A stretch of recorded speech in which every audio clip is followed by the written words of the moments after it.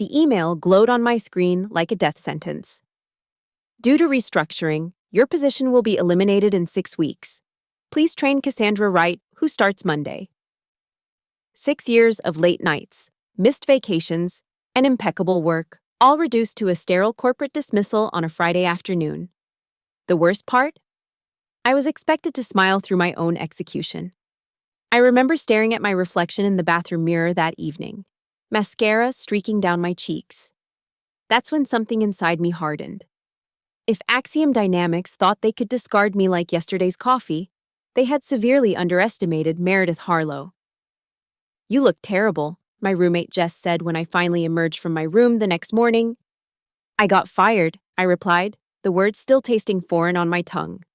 "What? After the Westmore account? That's insane." The Westmore account, my crowning achievement, the client everyone said was impossible to land. I'd spent months crafting the perfect strategy, losing sleep and nearly my sanity in the process.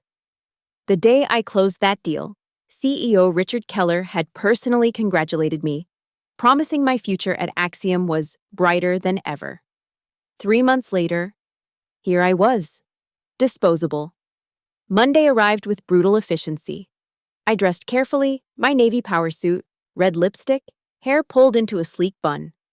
Looking the part had always mattered at Axiom, and today it mattered more than ever. I needed everyone to see what they were losing. Cassandra Wright was waiting by my desk when I arrived. She couldn't have been more than 25, with professionally highlighted hair and an expensive handbag I recognized from a magazine spread. Her handshake was firm, her smile practiced. "I'm so excited to learn from you. Meredith, everyone says you're the best." I smiled back, feeling my face muscles strain with the effort. "Welcome to Axiom." My boss, Gregory Palmer, appeared moments later. "Ah, good, you've met Meredith. I trust you'll show Cassandra everything she needs to know." He placed his hand on Cassandra's shoulder. "She comes highly recommended from Westridge Partners." Westridge Partners, our biggest competitor, the company that had been trying to poach the Westmore account for years. And suddenly, everything made perfect sense. They weren't just replacing me, they were replacing me with someone who could maintain the relationships I'd built, who had connections I didn't, whose father, I later discovered, golfed with our CEO. I was being optimized out of existence. That first day, I showed Cassandra around the office, introduced her to the team, explained our filing system. All the while, a plan was forming in my mind. A dangerous, career suicide plan. But then again, my career at Axiom was already dead. What did I have to lose? "We'll start with the basics tomorrow," I told her with a smile that didn't reach my eyes. "There's so much to learn." That night, I went home and did something I'd never done before. I created a second set of notes on our client accounts, one for Cassandra and one for myself. The ones for Cassandra contained all the official information, the standard operating procedures anyone could find in the company manual. Nothing technically incorrect, but nothing of value either. The real notes, the ones detailing relationship nuances, client preferences, negotiation strategies, and account histories, those stayed with me. Over the next few days, I maintained my professional facade. I answered Cassandra's questions with textbook responses. I showed her how to use our systems, the long way. When she asked about the Westmore account, I provided the sanitized version of events, omitting the crucial insight that had won them over. "Mr. Westmore can be quite particular," I explained vaguely. "Just follow the protocols." The truth was that David Westmore hated protocols. He valued personal connection above all else and made decisions based on gut feeling rather than data. He had a passion for vintage motorcycles and always responded best to ideas presented with bold, unexpected angles. None of this appeared in my handover notes. By the end of the first week, Cassandra was growing frustrated. "I feel like I'm missing something," she confessed during our Friday review. At Westridge, we had detailed client profiles with personal information, preferences, history. I nodded sympathetically. Axiom prefers a more standardized approach. We believe in consistent service regardless of who manages the account. This was, of course, completely untrue. Axiom's success had always been built on personalized client relationships. But Cassandra, new to the company, had no way of knowing that. As the weeks progressed, my strategy evolved. I began forgetting to include Cassandra in important email chains. I would apologize profusely when discovered. Oh, I'm still getting used to adding your name. But the damage was done. She missed crucial context for meetings, appeared unprepared, and gradually lost credibility with both clients and colleagues. I scheduled her training sessions during times when key partners were visiting, ensuring she missed valuable face-to-face interactions. I introduced her to clients with subtle undermining. This is Cassandra. She's new but learning quickly. Planting the seed that she wasn't quite ready for responsibility. When she asked questions about client relationships, I provided answers so generic they were essentially useless. Just be professional and responsive, I'd say, withholding the critical details that could make or break an interaction.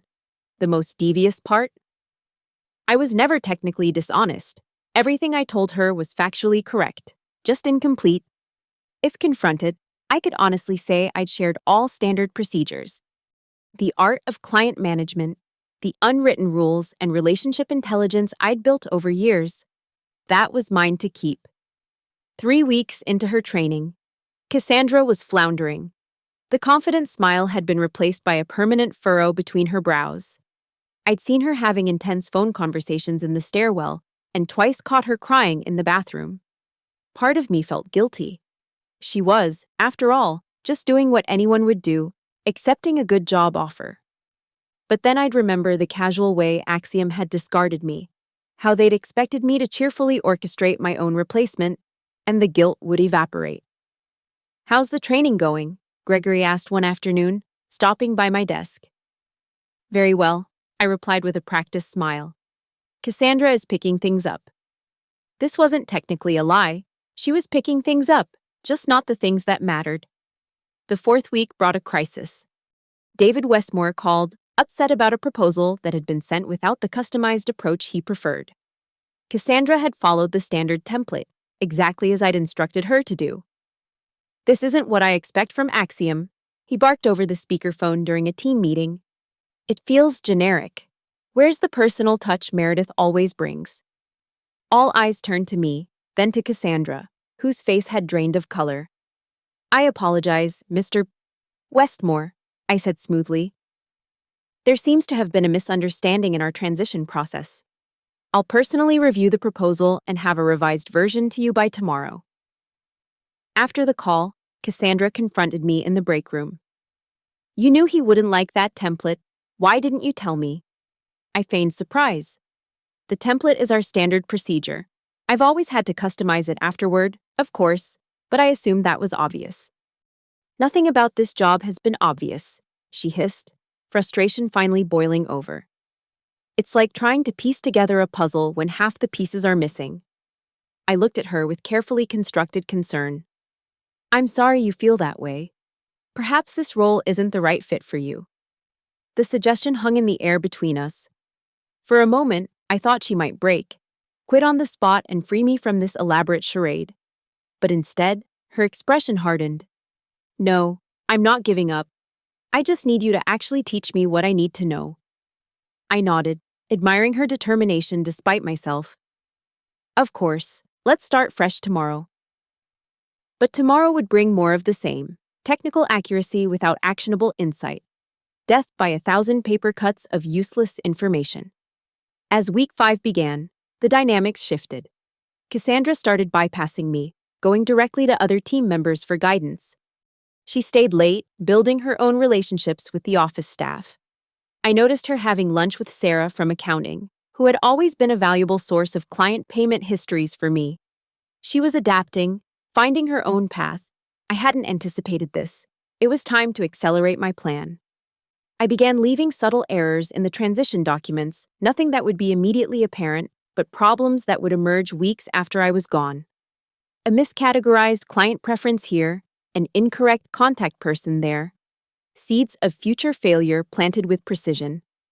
I also started preparing for my own future. Each night, I updated my portfolio with sanitized versions of my successful campaigns. I reached out to old contacts, laying groundwork for my next move. And I documented everything about my dismissal and replacement, dates, conversations, emails, just in case. The final week arrived with a strange sense of unreality. 6 weeks had seemed an eternity when I first received that email, but now the days were slipping through my fingers. On Thursday, Gregory called me into his office. Cassandra was already there, looking uncomfortable. "Meredith, Cassandra has expressed some concerns about the training process," he began, his tone carefully neutral. "She feels there are gaps in the information you've provided." I arranged my features into an expression of surprise and hurt. "I've shared everything according to our standard procedures. What specific gaps are you referring to?" Cassandra leaned forward. "Client relationship details, negotiation strategies, the customized approaches you use with major accounts like Westmore. None of that is in the materials you've given me." I looked between them, the picture of confusion. "But those aren't standardized procedures.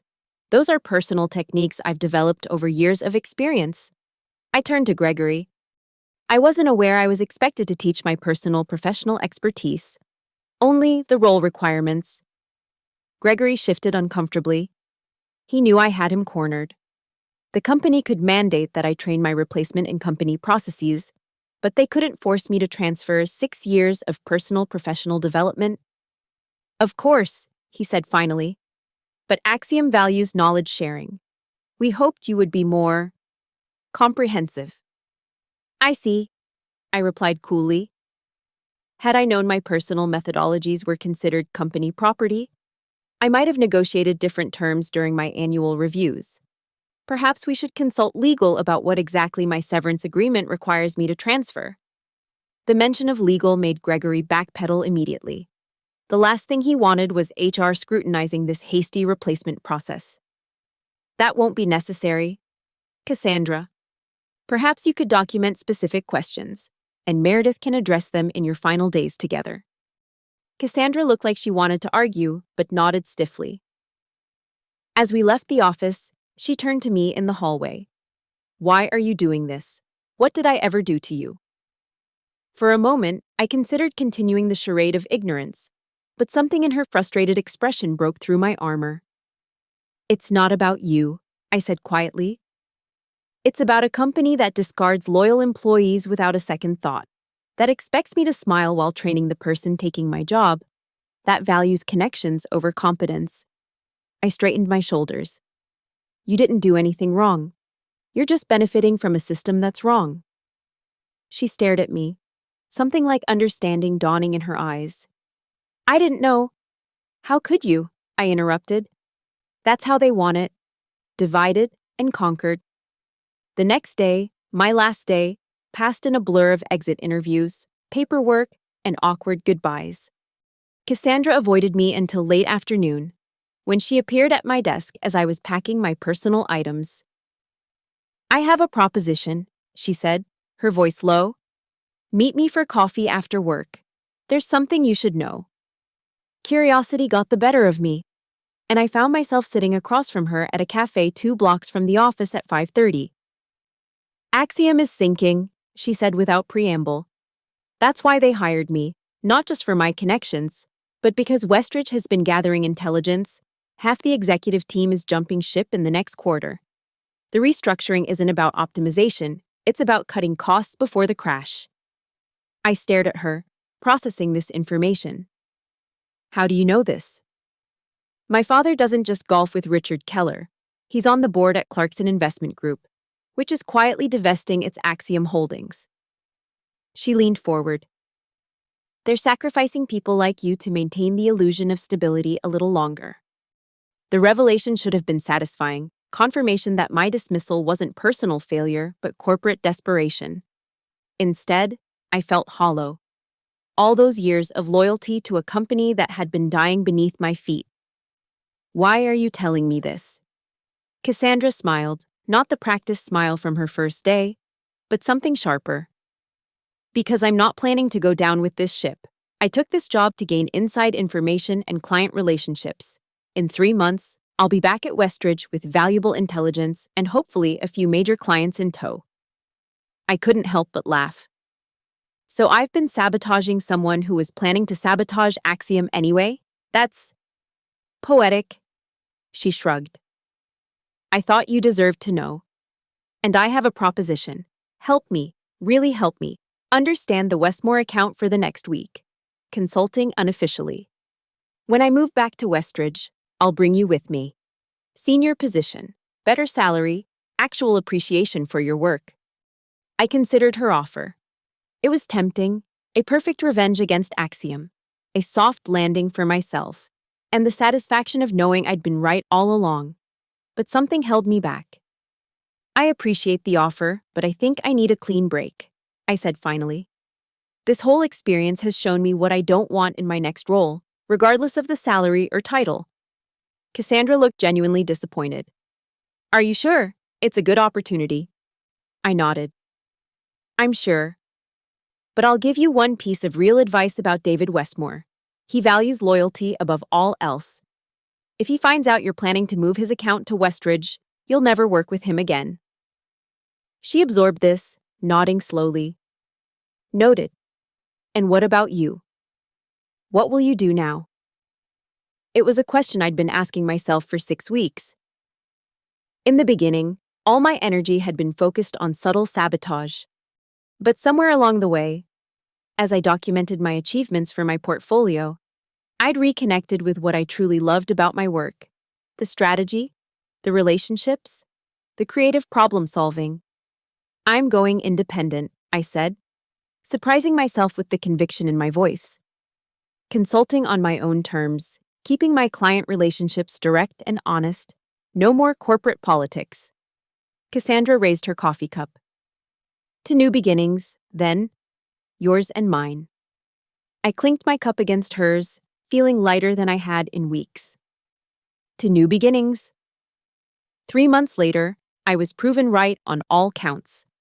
Axiom announced a strategic reorganization that slashed 30% of its workforce.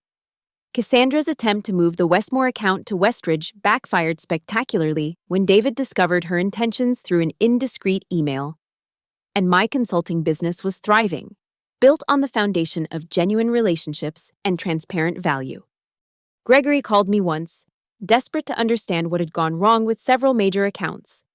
I let his call go to voicemail. Some lessons can't be taught, they have to be learned the hard way. Just as I had learned that my value wasn't determined by a company that never truly valued me at all. As for Cassandra, I heard she eventually landed at a smaller firm, humbled by the experience, but perhaps wiser for it. Sometimes I wonder if she realizes the irony, that in trying to replace me, she helped me find irreplaceability on my own terms. The best revenge, as it turns out, isn't found in sabotage or silent retribution. It's in refusing to let others define your worth, in walking away from toxic systems rather than trying to beat them at their own game. It's in recognizing that when they forced me to train my replacement, they accidentally forced me to rediscover myself. And that is a lesson I wouldn't trade for anything, not even the satisfaction of teaching her nothing. Retry Claude can make mistakes. Please double-check responses.